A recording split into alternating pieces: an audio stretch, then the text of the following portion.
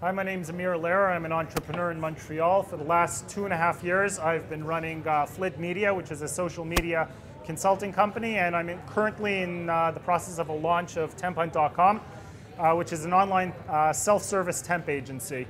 I want to speak today about luck, just how to get lucky, which played a very large role in my entrepreneurship and my career as an entrepreneur.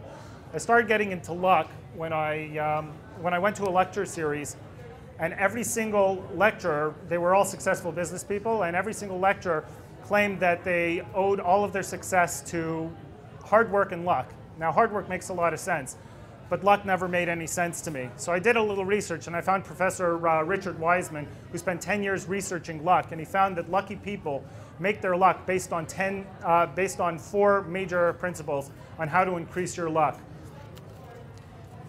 So the next slide is going to show us that lucky people are skilled at noticing and creating chance opportunities. They make lucky decisions by listening to their gut. They create self-fulfilling prophecies via positive expectations, and they adopt a resilient attitude that transforms luck into good luck. They transforms bad luck into good luck.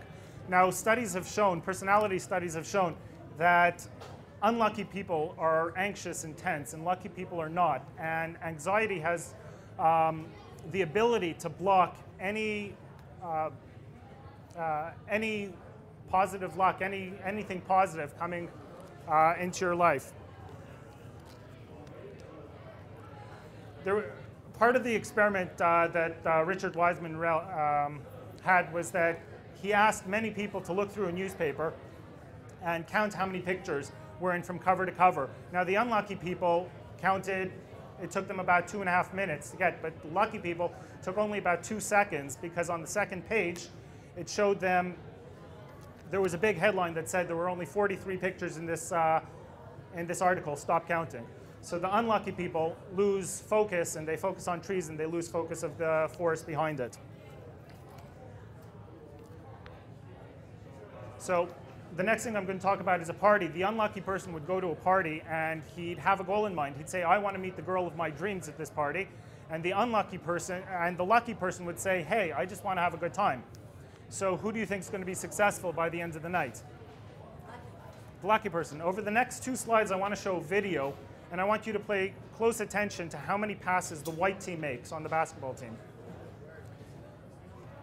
And apparently it's not working, so I'll give you the gist of it.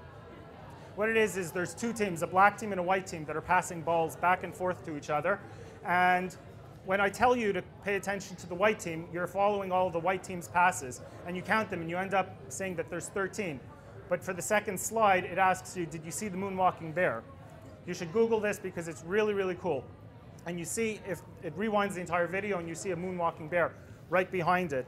And it shows you that you miss out on tons of opportunity when you're focusing only on specific details, and you block out everything else that happens behind you. So the next thing I want to talk about is, picture yourself in an apple orchard, and you want to start collecting apples. On the first day, no matter where you go in the apple orchard, you're going to find tons of apples. But if you keep going back to the same place, you're not going to find so many apples on the 10th day, on the 15th day. But if you want more apples, you've got a lot of luck going to a different section of the apple orchard. You're going to find more opportunity over there. The same thing with luck. You find more opportunity when you change your route. You change your routine, you change your route to work, you change the way you do daily activities, and all of a sudden lucky opportunities start to present themselves. If you keep doing the same thing over and over again and expect to get lucky at the end of it all, you're insane, at least according to Albert Einstein. So there are studies that show that bronze medalists in the Olympics are a lot happier than silver medalists in the Olympics, because the bronze medalist at the end of the day is going to say, hey, if I was 1 second slower, I'd have absolutely nothing to show for all of my hard work. The silver medalist, on the other hand, is going to think to himself, hey, if I was 1 second faster, I'd have the gold. Now I'm really depressed. Maybe next time. So lucky people see the positive in everything. Now, a few years ago, I was riding in a taxi, and I got in a bad accident. Now, I escaped from this accident, and I walked away with a whole bunch of bruises and tons of cuts all over my face. But I consider myself very lucky, because I'm in good condition today. I had no permanent damage, and you know, some people would say that I was unlucky that I was in the car, but I'm not. Now, unlucky people look at failure as a dead end, but lucky people look at it as a step towards success, such as Walt Disney, who failed. He went bankrupt on his first cartoon character, and Cheers and Seinfeld were the greatest shows of the 90s, but they were supposed to be canceled after their pilot. Michael Jordan was cut from his high school basketball team. The business plan for FedEx was given a grade of C from a Yale professor who said the business plan wasn't viable. The Beatles were rejected from Decca Records, saying that they had a sound that nobody would listen to anymore. And Abraham Lincoln failed in business and in politics close to a dozen times before he became president of the United States. So some ways that you could get lucky are get out of your comfort zone, do something completely different. Don't listen to your mother and speak to a lot of strangers. But speak to tons of people, tons of different people, and when you speak to them, make sure to shut up and listen. Because if the entire conversation you're thinking of what you're going to say next, you're going to miss out on all the luck and all the opportunity that the conversation has to bring. There's some more ways to get luckier. Go to more events. Read different types of books and magazines. Do something you've never done before. Be flexible, and most of all, have fun. Relax, be happy, and luck and opportunity will come to you, and you will get lucky.